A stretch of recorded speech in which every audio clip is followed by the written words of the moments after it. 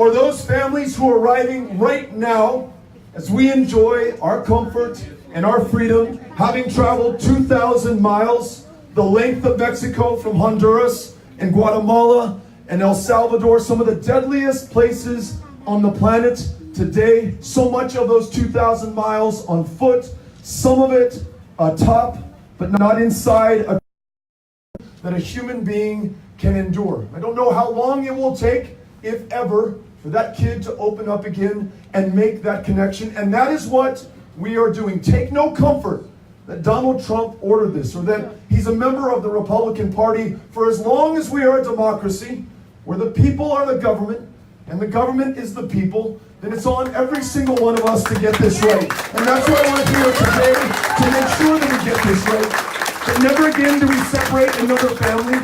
We rejoin those who've been separated already, and we take this opportunity to go beyond that, and to rewrite our immigration laws in our own image, to reflect who we are, where we are right now, and in every other part of this country, freeing dreamers, for example, from any fear of deportation by making them U.S. citizens here in their true home country, making sure that we don't do it at the price of their parents or their siblings or millions more who so often are working the toughest, shittiest jobs in this country, excuse my French, that no one born in this country is willing to do right now, sometimes laboring below a minimum wage, kept in a modern day bondage to do the work that feeds and clothes and serves so many in this country. Imagine if they were released from the shadows in which they dwell right now, that fear of having to go back to a place they have not seen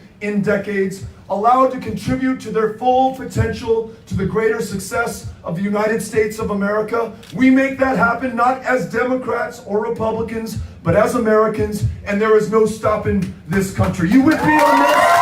You should be able to do this.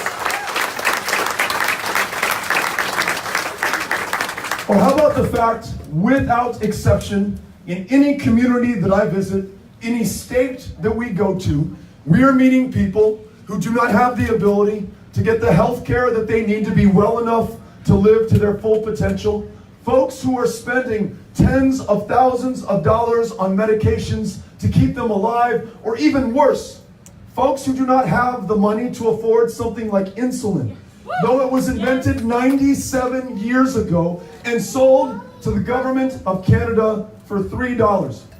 Folks, $3 Canadian with no hope or prospect of profit because they knew it would save the lives of their fellow human beings. And yet right now in this, the wealthiest, the most powerful, the most medically and technologically advanced country on the planet, we have people who are consumed by that disease, by the flu, by curable cancers. We do not lack for resources, only the political will to bring this country together to do the right thing. What if we decided that it's no longer acceptable for those with schizophrenia or bipolar disorder or clinical depression to, in so many cases, have to get arrested on purpose, to go to the county jail, which in some states like mine is the largest provider of mental health care services today. The largest inpatient mental health care facility in Texas is the Harris County Jail. What if, at a time of a maternal mortality crisis,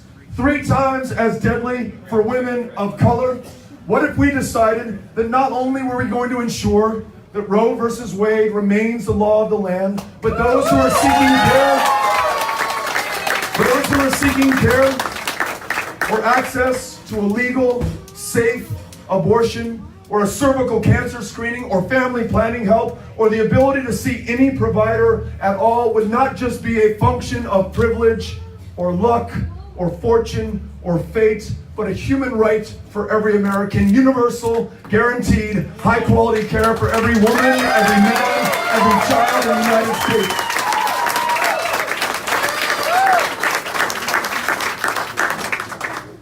And if we decide that we are going to open up this roaring economy to the rest of America, not just the 1%, not just corporations sitting on record piles of cash, but for our fellow Americans who today are working their second or third job of the day just to be able to make ends meet, our fellow Americans who cannot afford to take time off to take care of their kids or their folks or themselves. Our fellow Americans, women who are earning 80 cents on the dollar for what men make. African American women earning 61 cents on the dollar for what men make. Latinas in this country, 53 cents on the dollar for what men make. What if a living wage, the floor set at $15 an hour, was complemented by paid time off, ending discrimination in the workplace, and ratifying the Equal Rights Amendment so no woman is treated different than any man in this country? And what if, as we begin to learn more of the details of the school shooting outside of Denver yesterday, including a brave young man named Kendrick Castillo, who rushed towards the gunman, saving the lives of others in his classroom, not unlike Riley Howell at UNC Charlotte the week before, who did the same thing in another part of this country?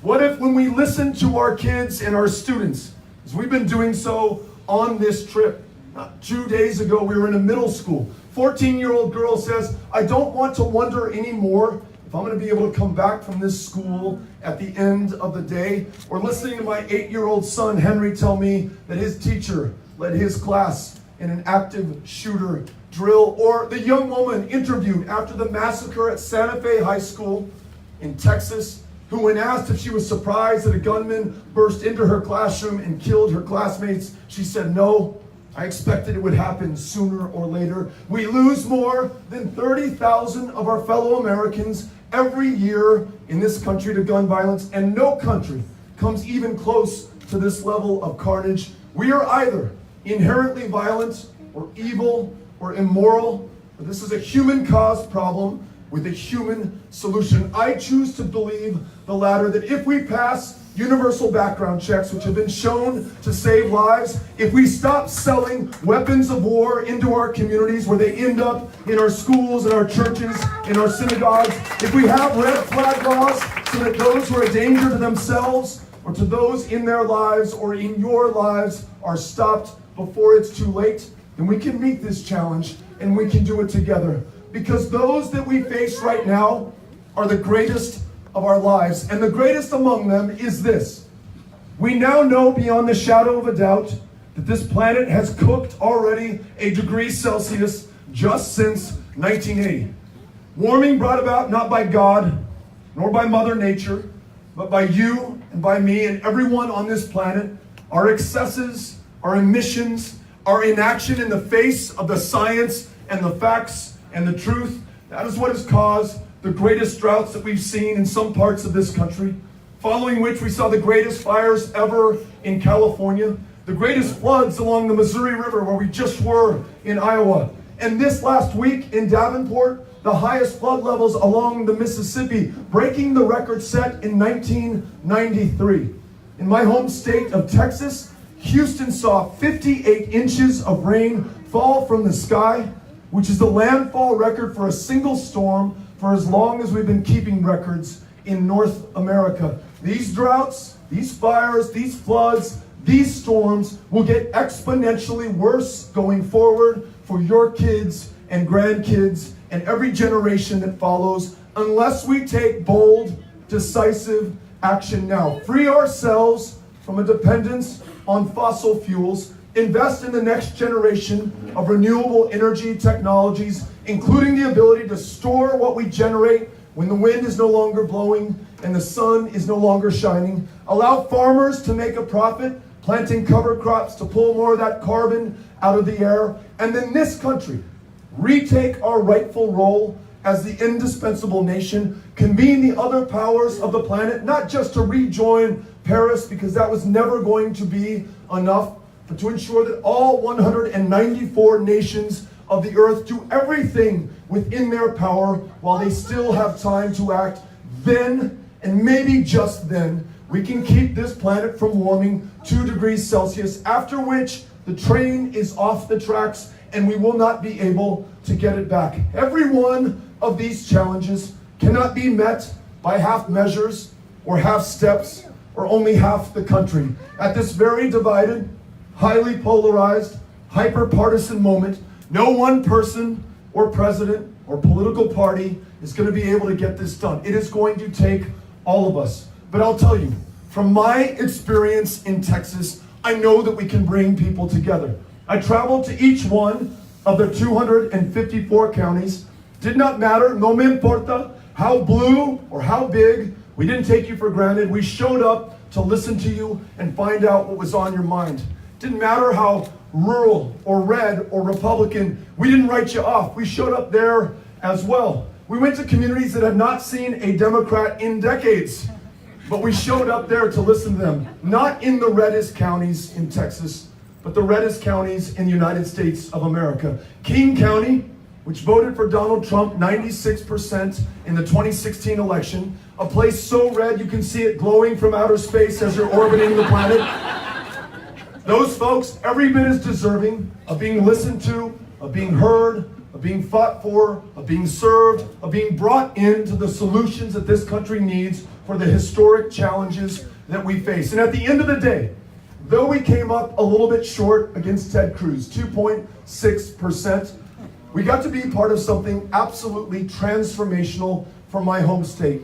Texas, which had ranked 50th in the nation in voter turnout before the 2018 election, saw a 500% increase in voter turnout amongst young people.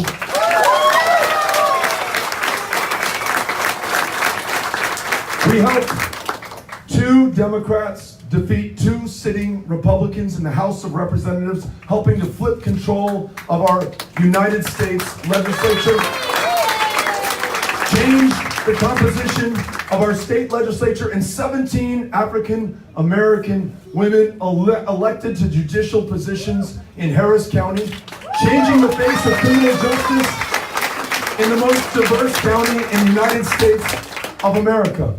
Won independence for the first time in 10 years, and 500,000 Republicans who voted for Greg Abbott, a very conservative Tea Party, Trump-loving governor, on that same ballot voted for us, and we never had to trim our sails or show up with anything less than the courage of our convictions on every issue that matters. And the kicker for us, my mom, a lifelong Republican, also voted for us in the 2018 election. So we know that we can bring people together. And that's what we need at this moment that will define us forever.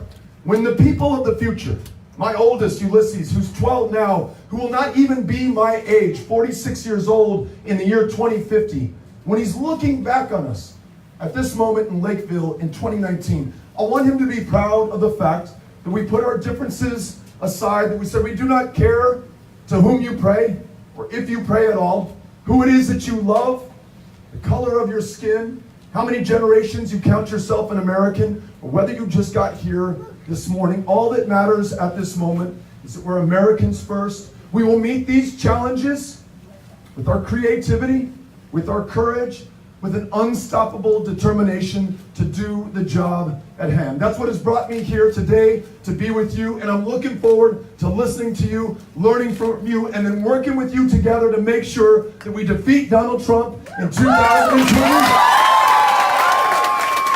And that we bring this country together in 2021. Thank you all for having us out. Very good. Gracias. Cynthia Cano has a microphone. If you get her attention, she'll bring the mic to you, and we'll start a conversation. Thanks.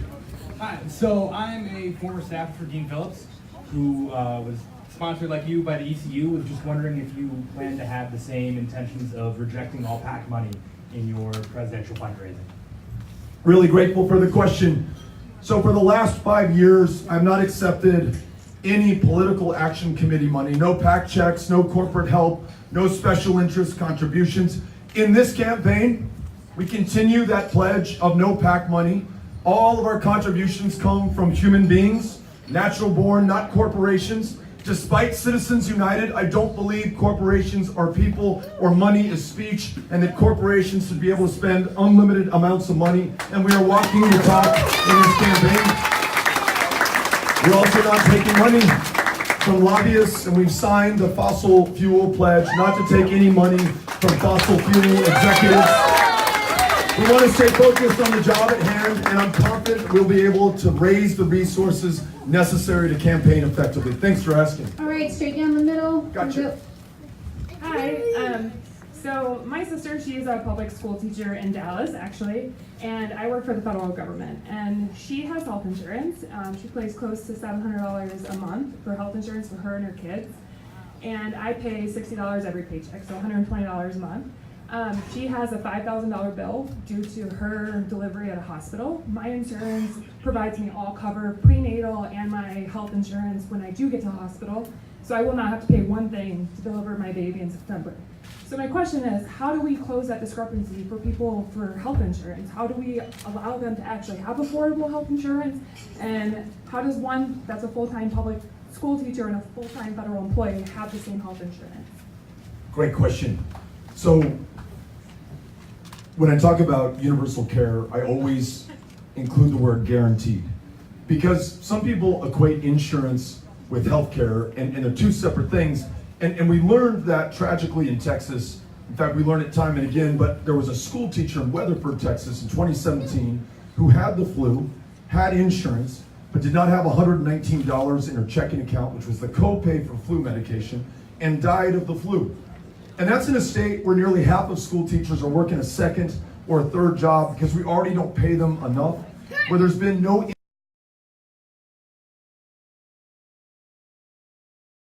years. I was just in Iowa earlier today. That state stopped teachers from organizing in 2017 for their rights, for pay, for healthcare benefits. And maybe there are some of those Iowa teachers here in Minnesota right now teaching, though the investment was made in Iowa, the benefit is being returned to this state because you value people, you allow them to organize, and you provide them the care that you need. So in order to ensure that no state can exempt itself of treating our fellow Americans with the dignity and respect that they are owed, trying to get the full potential and capacity out of them in their careers, we propose universal guaranteed high quality care that says that if you're one of the tens of millions of Americans who have no coverage or care today, you're enrolled in Medicare. If you're one of those millions of Americans who has insufficient care today, you can't afford the premium or bridge the deductible or manage the copay, you too can elect to enroll in Medicare. But if you have employer-sponsored insurance, or you're a member of a union that has fought for insurance that you like because it works for you and your family, you're able to keep that as well. We make sure that every single American has that guaranteed care so that they can live to their full potential. I think that's the way that we get past those differences between teachers and people and humans and Americans in different states. Thanks for asking. Appreciate it. We're back here.